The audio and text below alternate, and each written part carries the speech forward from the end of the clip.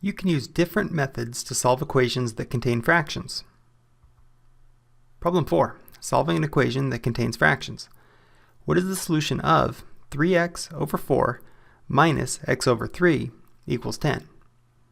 Well, we have two methods we can use. First, method 1. Write the like terms using a common denominator and solve. So we can rewrite 3x over 4 as 3/4 times x, and minus x over 3 as minus 1/3 x.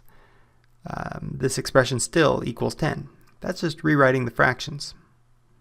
Then we use the common denominator of 12, 4 and 3 are both factors of 12, and rewrite as 9/12 x minus 4/12 x equals 10. Then we combine like terms. Now that we have common denominators, we can combine these like terms. 5 over 12 times x equals 10. And then multiply each side by the reciprocal of 5/12. That's 12/5.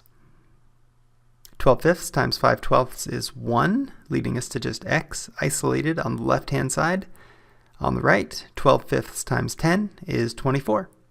So we state x equals 24.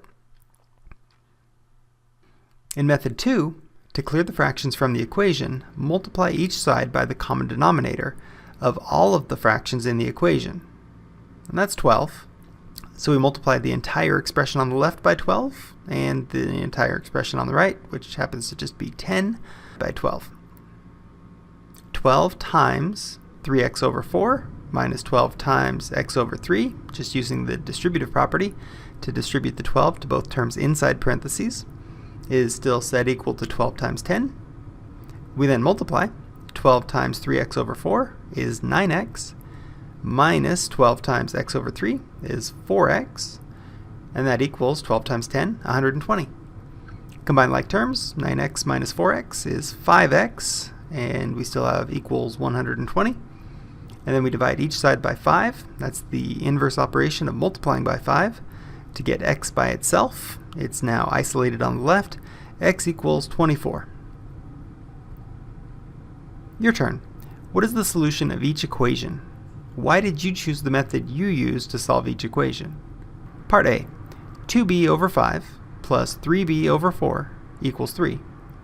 And Part B. 1/9 equals 5/6 minus m over 3.